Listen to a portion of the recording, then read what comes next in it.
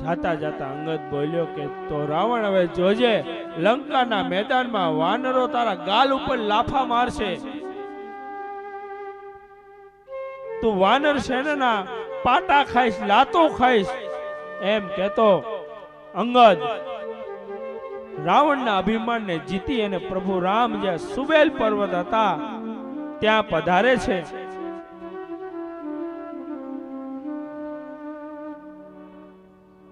અંગદ આવી અને પ્રભુને વંદના કરે, પ્રભુ પોતાની બાજુમાં બેસાડે અને કહેવા લાગ્યા કે હે અંગદ,